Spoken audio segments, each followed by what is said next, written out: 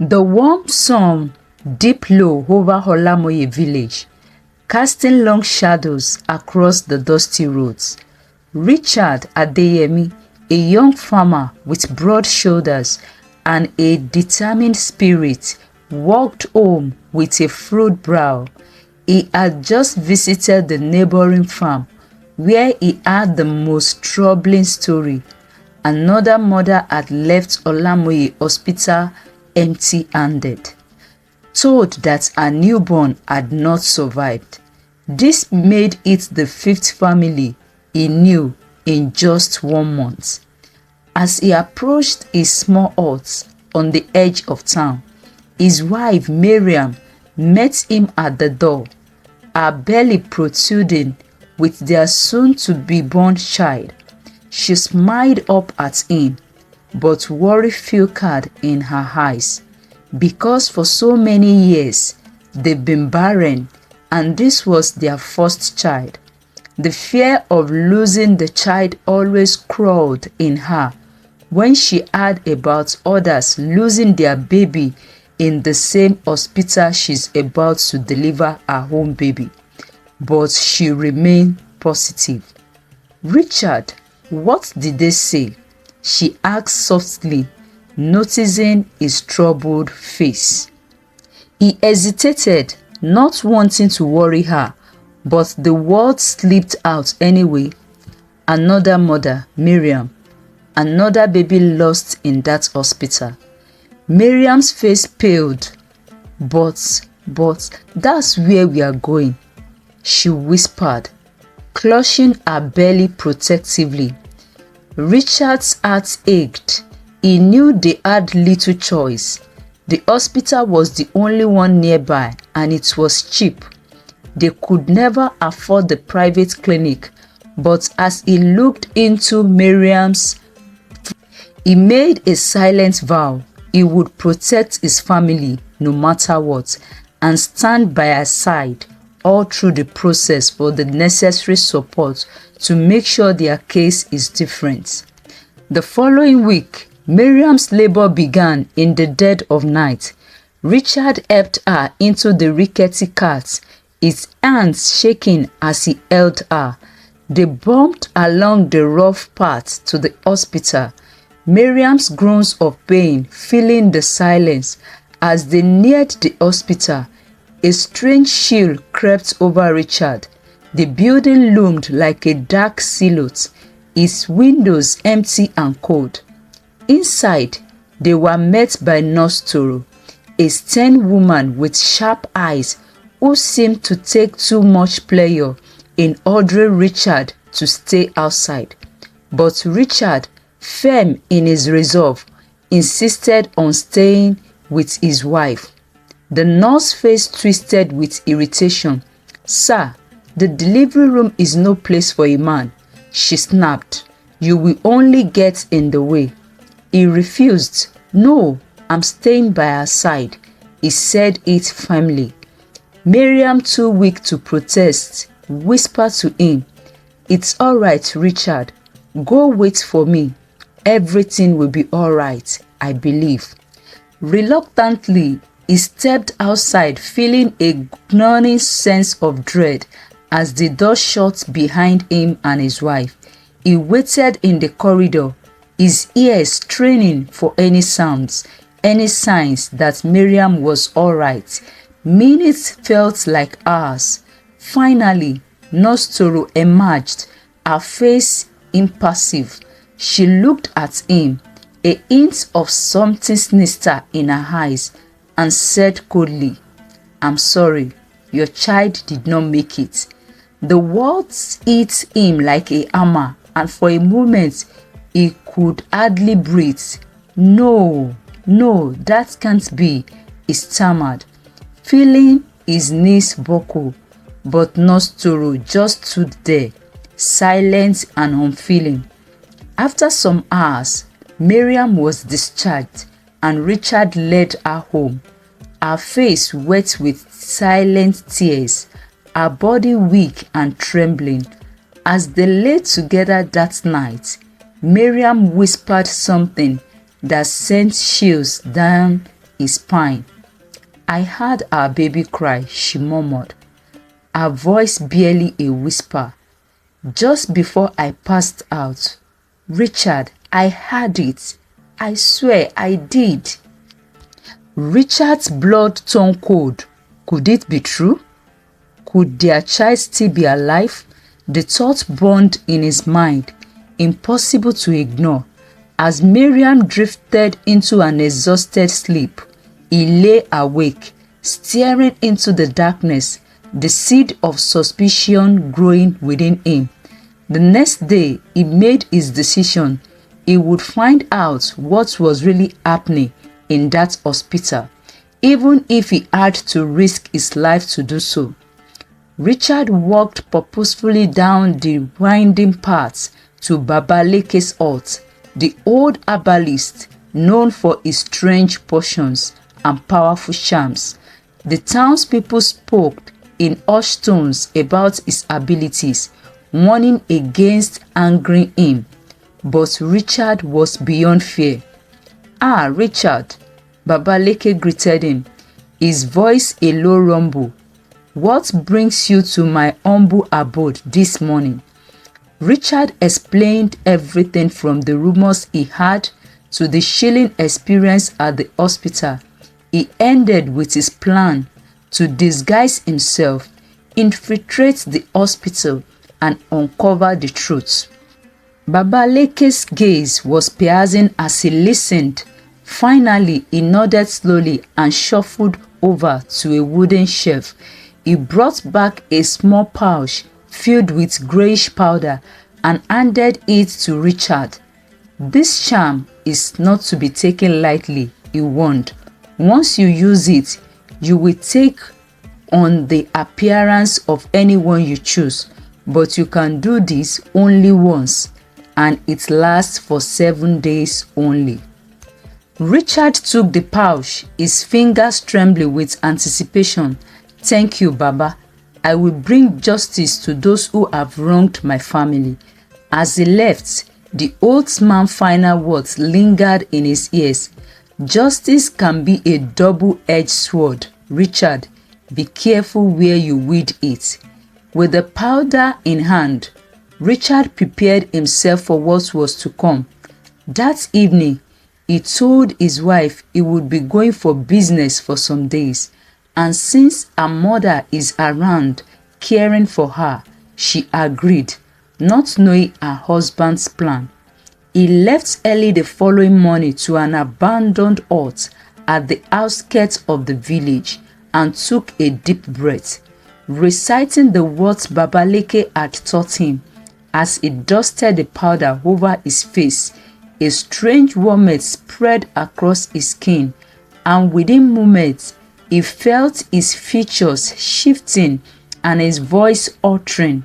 When he glanced into a cracked mirror he had with him, Nurse Toro's face stared back at him in the mirror. He practiced a cold, hard stare, perfecting her expression. Then he made his way to the hospital.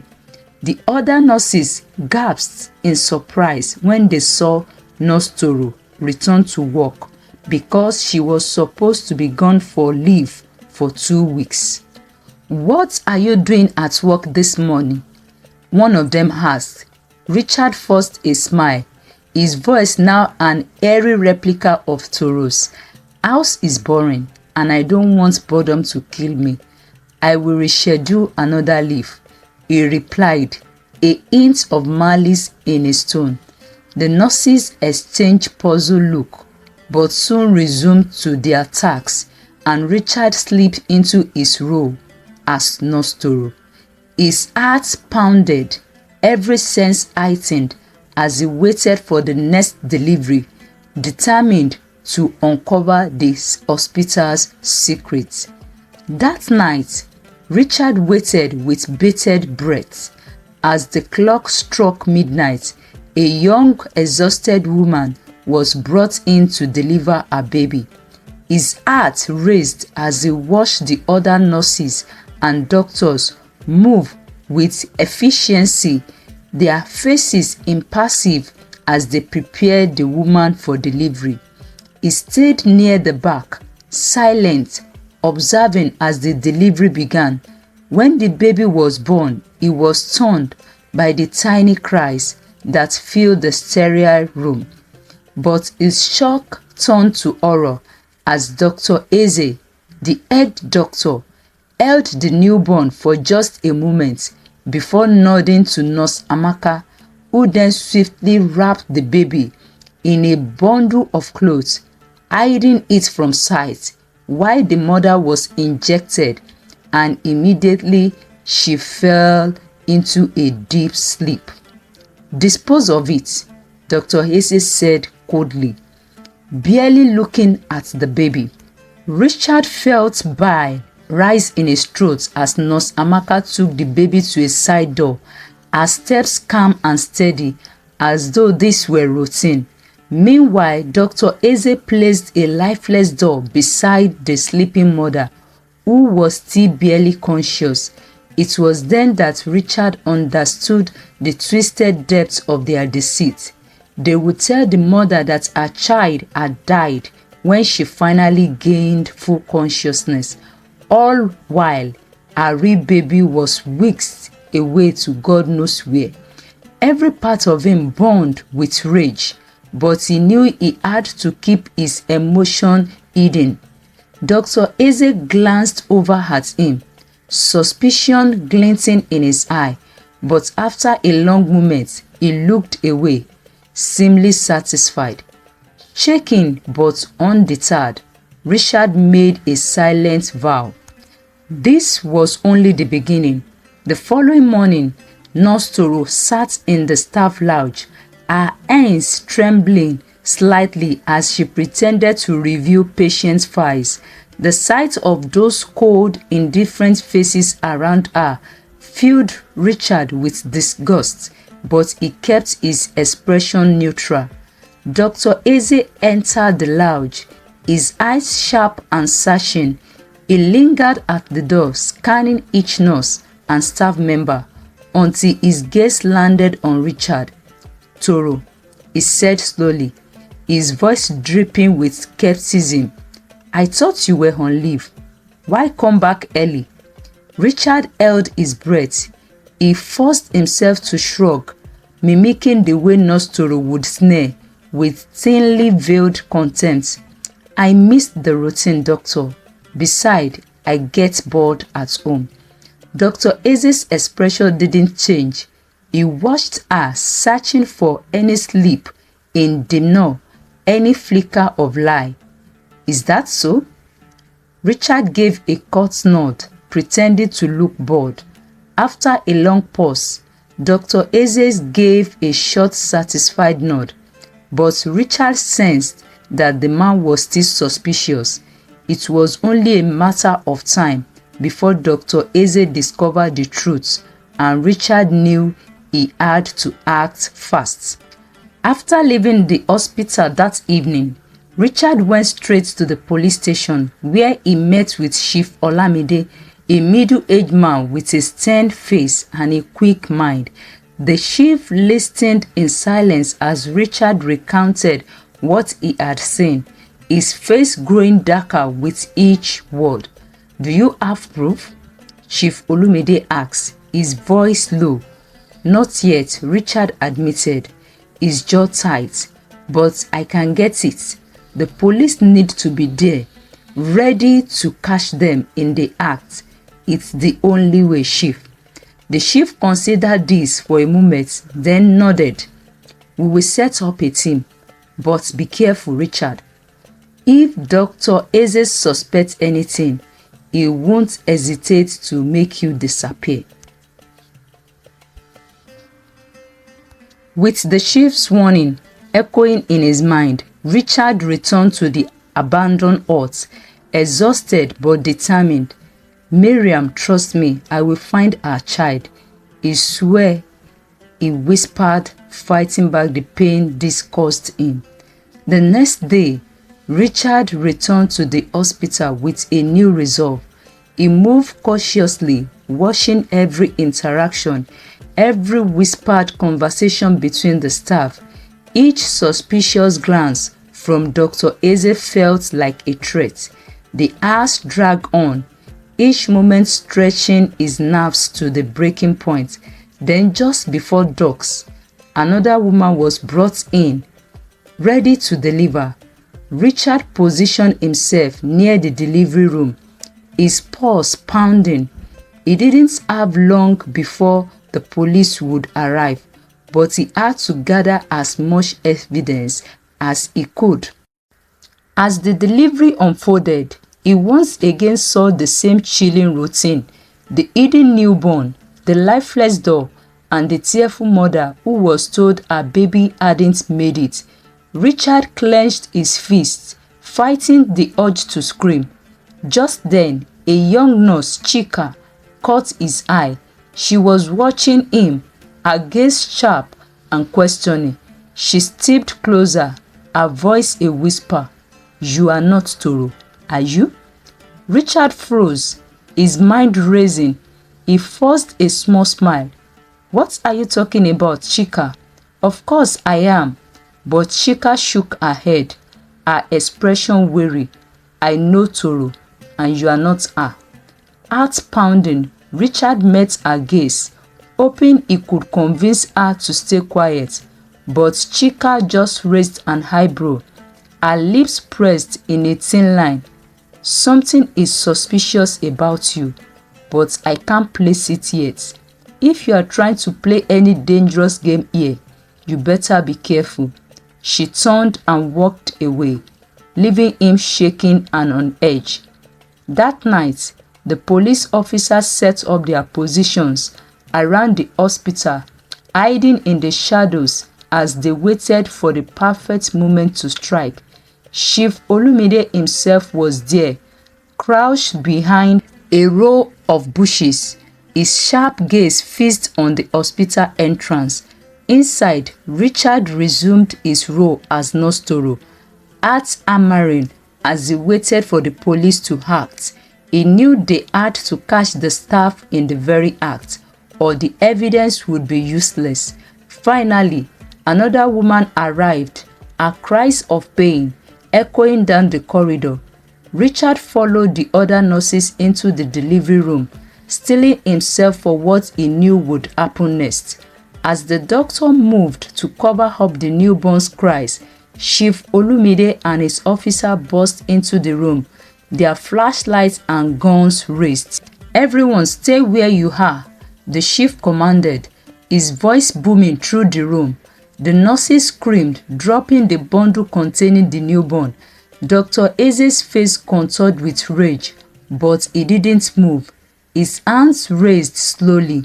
Richard felt a surge of relief as he watched the police restrain the staff, securing them one by one.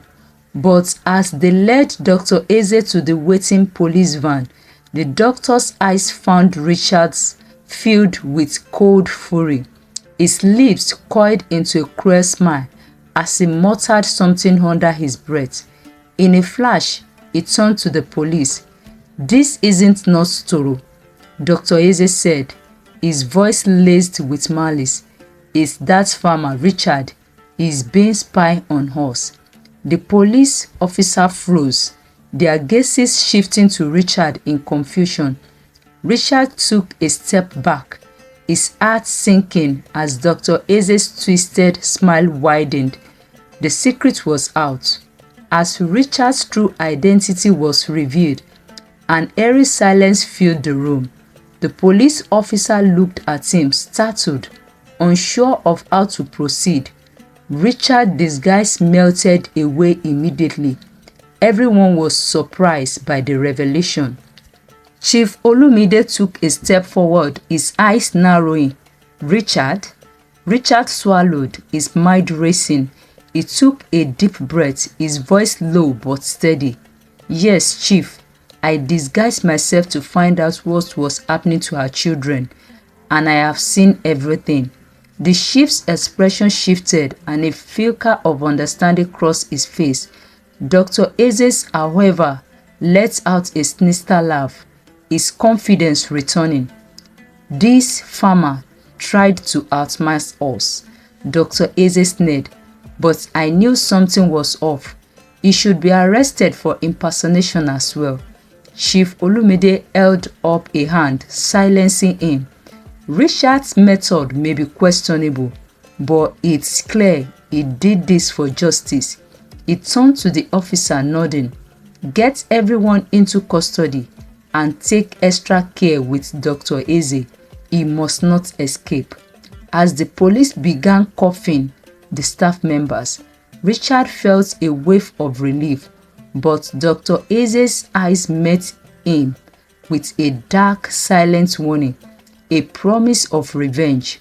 Richard knew that exposing them was only half the battle. Once everyone was loaded into the police vehicle, Dr. Eze made one last chilling remark. You think you've won, Richard, but the truth isn't as simple as you think. Watch out. Richard paused, quaking as Dr. Eze's words sank in. What are you talking about? He demanded, but Dr. Eze simply smiled, a cold, hollow expression that sent shivers down Richard's spine. You'll find out soon enough, he replied cryptically, his voice barely audible as he was pushed into the van. His eyes glinted with a strange satisfaction, as though he were holding onto a dark secret. The police van door slammed shut, but Richard's mind continued to shine, replaying the doctor's word. Had he missed something? Was there more to the operation than he'd uncovered? That night, Richard found little rest. He lay awake, haunted by the doctor's unsettling final words, feeling as though a shadow had settled over his small village. Richard returned home the next day, where Miriam sat waiting. The moment he walked in, she rushed to him, searching his face. I heard about everything that's happened at the hospital. Did you find out anything about our child? She asked, her voice trembling with a mixture of hope and fear. He took her hands, his eyes filled with sorrow. Miriam, they've been taking our babies, selling them. Dr. Eze and his staff are behind everything. Her knees buckled, and Richard caught her as she let out a strangled cry. He wrapped his arms around her, feeling his own heart breaking as he held her close. But our baby, she whispered, her voice choked with anguish. We'll get answers, Miriam, he promised, trying to keep his voice steady. I swear I will find out what happened to our child. As he said these words, he knew that exposing Dr. Eze was only the beginning. There was a dark network behind this, and he couldn't rest until he'd unraveled it completely. Thanks for listening and watching. Please subscribe to this channel for more interesting stories like this. Click the notification bell icon, like and share. Thank you.